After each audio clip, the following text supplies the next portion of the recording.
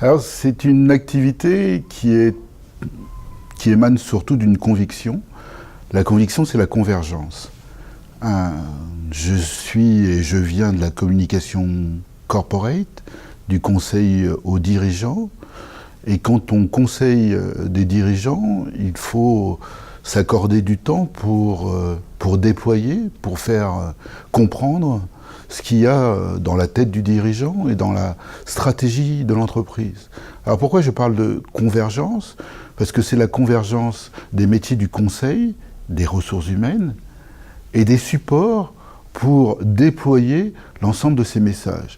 Ces supports sont les plateformes de e-coaching et de e-training, quand on parle de compétences, et c'est tous les nouveaux médias, comme les web TV, quand on parle de bottom-up ou de diffusion d'une information.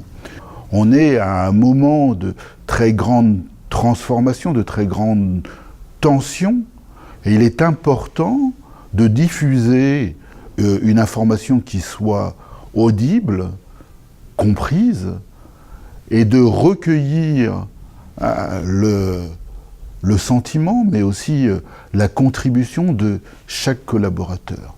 J'ai créé People to People en 2007. En 2012, je crée la première plateforme de e-training et de e-coaching. Et en 2016, nous créons la première web télévision qui n'est pas de la télévision, mais qui est une plateforme de contenu, de réception de contenu, mais aussi de diffusion de contenu, où chaque collaborateur a la main sur sa propre contribution à l'intérieur de l'entreprise.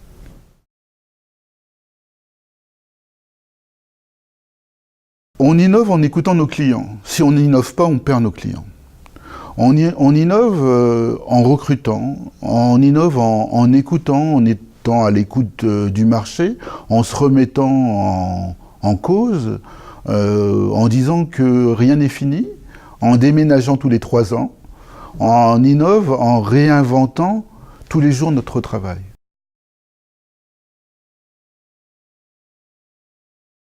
La technologie, ça amène des ruptures. Aujourd'hui, on est passé du coaching en présentiel au coaching en distanciel. En e-coaching, cette rupture technologique nous a permis d'abaisser considérablement les coûts et de pouvoir démocratiser ces pratiques qui étaient réservées au top management.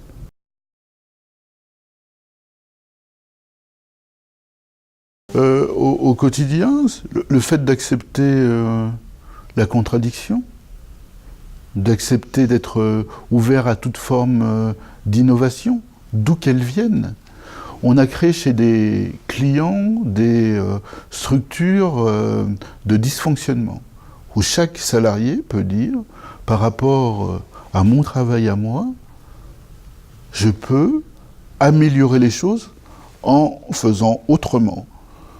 Il faut que l'entreprise soit en capacité de recevoir ce type d'information, de reconnaître ce type d'information, ça c'est encore plus important, de valoriser le porteur de cette information, de cette innovation, et d'être capable de faire progresser tous les gens qui font progresser cette entreprise. Ça amène d'autres dimensionnements, d'autres regards au management, d'autres façons de créer sa propre employabilité à l'intérieur de l'entreprise.